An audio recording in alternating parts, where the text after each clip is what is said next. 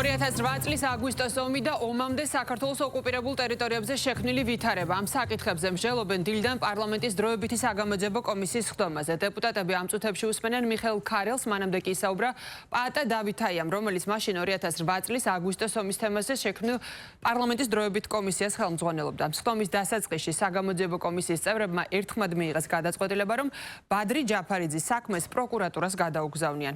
მანანა დევაძე გვერდება ახლა პირდაპირ ეთერში დეტალებით. მანანა გისმენთ.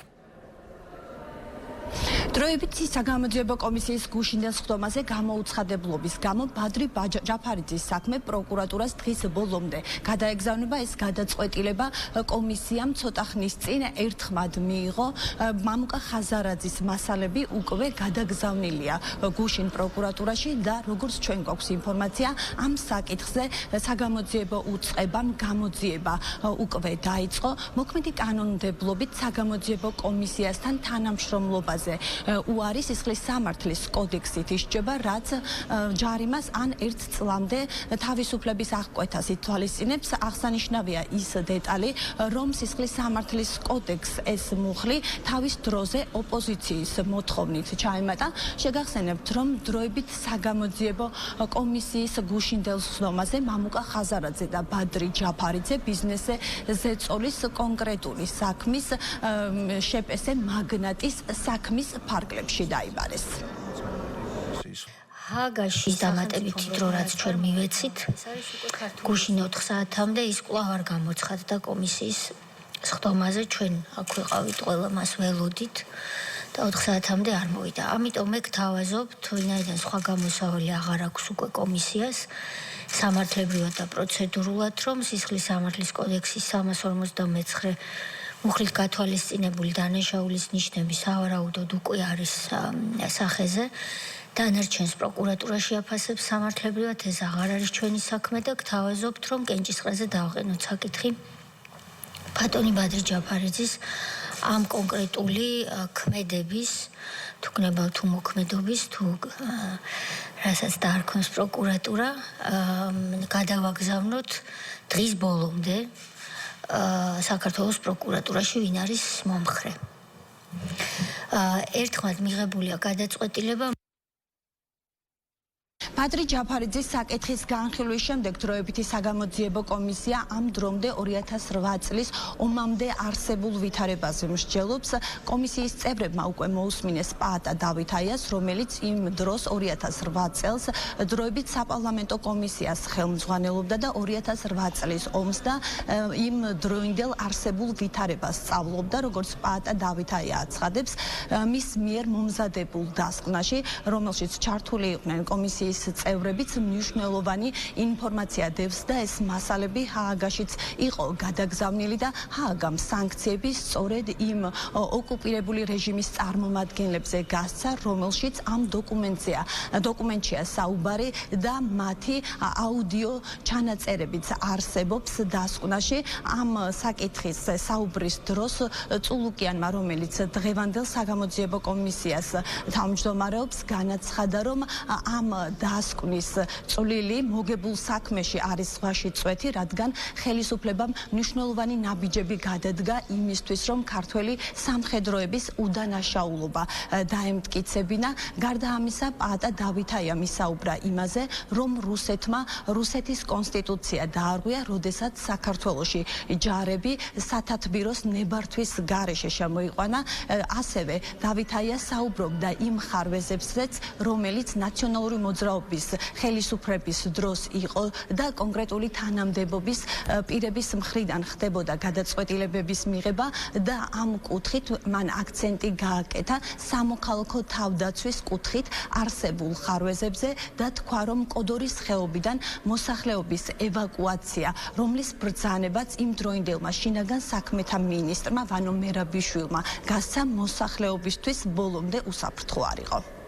ჩემს მიერ მიწოდებულ მასალებთან დაკავშირებით, რომელიც ჰააგის საერთაშორისო სისხლის სამართლის სასამართლოს პროკურატურაზე იქნა მიწოდებული, ამ ეტაპის მდგომარეობით, სამართლებრივი მდგომარეობა იცით თქვენ რომ მიმდინარეობს გამოძიება ომთან დაკავშირებით, აქედან გამომდინარე ნებისმიერი ჩემი სიტყვა, როგორც ერთ-ერთი მონაწილის იმ თვალსაზრისით, რომ მტკიცებულებების მოგროვების და გადაცემის საერთაშორისო გამოძიებასთან დაკავშირებით არის ძალიან მნიშვნელოვანი, ყოველი ჩემი სიტყვა ექნება აწონილი, იმიტომ რომ ამ ეთერს, ამ საზოგადოებრივ ამ ჩვენების მიცემას უყურებს რუსეთის ფედერაცია, როგორც ოკუპანტი ქვეყანა, ნებისმიერი ჩემი სიტყვა გამოყენებული შეიძლება იქნას ქართული სახელმწიფოს წინააღმდეგ ჰააგის საერთაშორისო სისხლის სამართლის პროკურატურაში. დაახლოებით 10 დღის ვადის განმავლობაში მე შევემუშავე დროებით საპარლამენტო კომისიის დებულება და რატო როგორ მოხდა ამის შემუშავება. ანალოგი იყო აყვანილი 11 სექტემბრის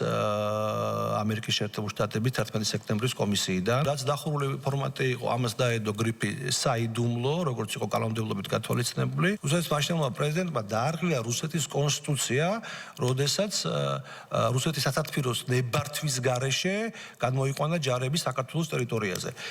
შემდგომში თქვენ გახსოვთ, თქვენ მაშინ იყავით იუსტიციის მინისტრად გემახსოვრებათ უпростоრად, როდესაც დავები მიდიოდა საერთაშორისო სასამართლოებში საქართველოს მხრიდან და საქართველოს იუსტიცია წარმოადგენდა, ეს ერთ-ერთი მთავარი არგუმენტები იყო საქმეში იმასთან დაკავშირებით, რომ რუსეთს არ ღვევდა თავის კონსტიტუციას და ის გამარჯვებები, რაც შემდგომში დაჯდა, ერთ-ერთი საფუძველი ამ თემების ეს იყო ის, რომ კომისიის მიერ მოძიებული იყო სამართლებრივი შეფასებები ამ კუთხით. აგრეთვე მტკიცებულებები რაც მოიპოვა კომისიამ, ის სანქციები, რაც გაიცა ჰააგის პროკურატურის მიერ. ზუსტად იმ პიროვნებებზეა გაცემული, რაც დროებითმა საპარლამენტო კომისიამ დაადგინა და მოიპოვა მათი აუდიო ხმები. ეს არის პრინციპული საკითხი. ჰააგაში სახელმწიფომ როგორ აწარმოა დავა, ეს არის უკვე ქართული ოცნების ხელისუფლების. არა, მე არ ვლაპარაკობ ამ პოლიტიკურ თემებზე. წუთით, რა ძალისხმევად დაგვიჯდა უკვე 2012 წლის 1 ოქტომბრის მერე, რომ მტკიცებულებები შეგვეგროვებინა და სტრასბურგში რუსეთი, რომელიც დაგვცინოდა, მისთვის დავა მოგვეკო საბოლოოდ. ამ ძალისხმევის საუბარს თქვენ დაიწყეთ პროკურატურამ უზარმაზარი სამუშაო გაწია 12-13 და მომდევნო წლებში. იმისათვის, რომ რეალურად გამოეძიებინა, თქვენი მასალებიც იყო გამოყენებული და მე მადლობა მინდა გითხრათ. ჰააგაში ნამდვილად ეს დასკვნა გამოვიყენეთ ჩვენ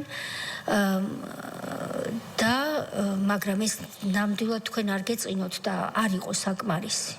ზღვაში წვეთიც კი არ იყო იმისთვის, რომ ჩვენ დაგვემტკიცებინა, რომ მართლები ვართ. მე არ საუბრობ თქვენ თუ დააკვირდებით არც წინა ხელისუფლებაზე და არც დღევანდელ ხელისუფლებასთან დაკავშირებით, იმიტომ რომ აგვისტოს ომის თემა, რაც შეეხება გამოძიების თემა არის ყველასი. მე ვალდებული ვარ იმ თვალსაზრისით და ყოველთვის მოხარული ვიყავი, ბედნიერი ვიყავი, როდესაც პროკურატურა მიაღწია წარმატებას.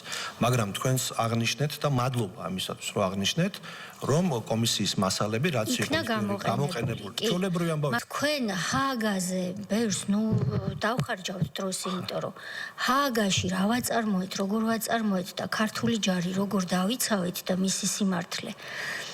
ეს მე კარგად ვიცი. გამოკითხულ პირებს შორის არ იყო და შეიძლება ეს გრიფით არის და მაშინ მიგვანიშნეთ და გავჩუმდებით.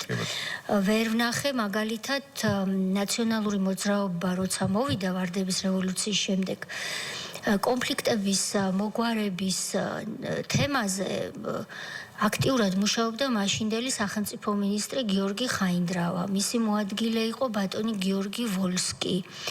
ასევე აფხაზეთის ავტონომიური რესპუბლიკის დევნილობაში რესპუბლიკის მთავრობის ხელმძღვანელი იყო ირაკლი ალასანია. კიდევ იყო შეიძლება რამდენიმე პირი, რომელიც ახლა არ მახსენდება, მაგრამ ეს სამი გვარი დასახელი განსაკუთრებით იყო გამოკვეთილი, როგორც თითქოს ის ფრთა, რომელიც არ კარგავდა იმედს, რომ იარაღის გარეშე შესაძლებელია ბევრი რამის გაკეთება. ხაინდრავა მინისტრად ოცნებას არ დაუნიშნავს, ის დანიშნა ვარდების რევოლუციის შემდეგ მოსულმა ხელისუფლებამ და ალბათ იმედიც დაამყარა იმაზე, რომ ეს კაცი შეძლებდა პოზიციების დაახლოებას. ეს იყო მინისტრი, რომელიც ჩავიდა სოხუმში. სწორად მახსოვს მე მგონი.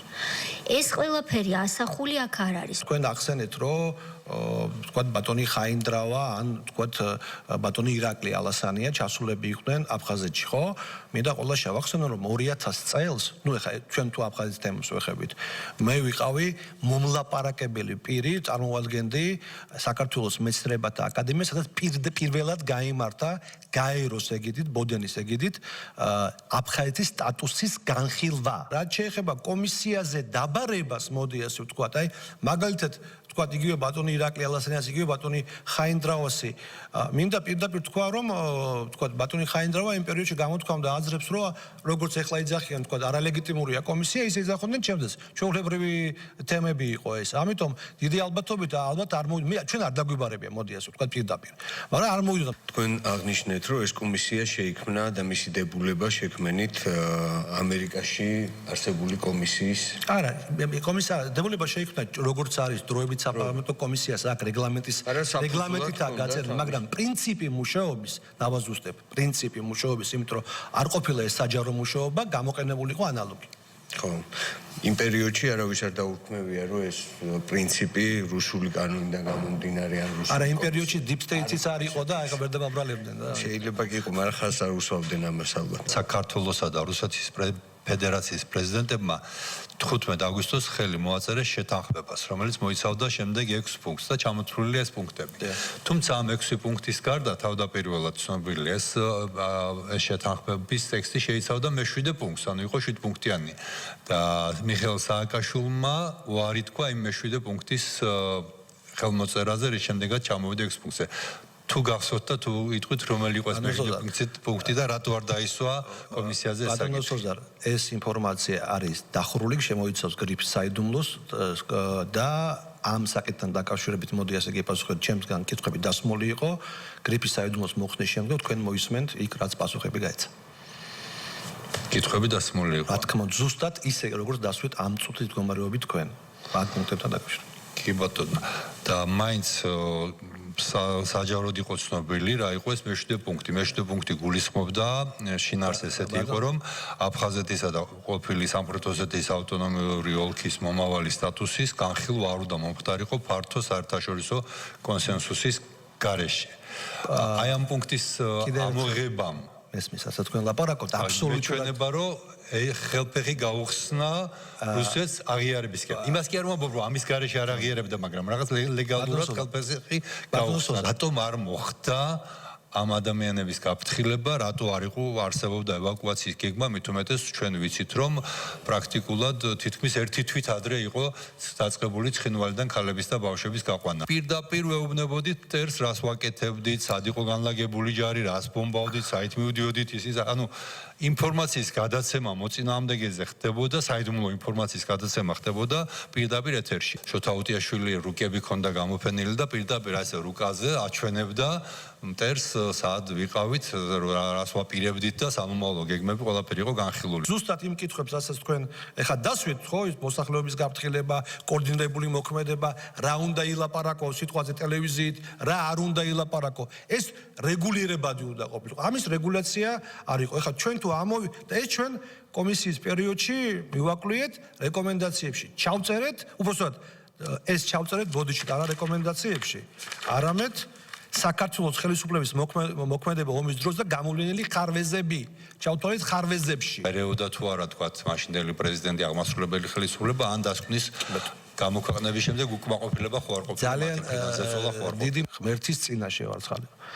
კომისიის მუშაობის პერიოდში არა ერთხელაც კი არ ყოფილა ან ზეწოლა, ან მითითება სიტყვაზე, ნუ ან როგორ თქვა, შემოთვლითი მითითებაც კი იმასთან დაკავშირებით, რომ ჯობია ასე იყოს, ჯობია ასე არ იყოს, ან სხვანაირად იყოს. ხომ არ იყო შიში, ასე ვთქვათ, მაშინდელ ხელისუფლებაში, ნაცმოძრაობაში, რომ ბევრი რაღაცეები კიდევ უფრო გამოჩნდებოდა ამ საგამოძიებო კომისიის შექმნის შემთხვევაში, რაც შეიძლება ვერ გამოჩენილიყო დროებით საგამოძიებო კომისიის შექმნის შემთხვევაში. დღევანდელ პარლამენტში თქვენთან თქვენ არა ხართ უმრავლესობის წევრი, მაგრამ უმრავლესობის წევრები არიან ადამიანები, რომელიც იმ პერიოდშიც ნაციონალური მოძრაობის უმრავლესობის წევრები იყვნენ. პირობითად.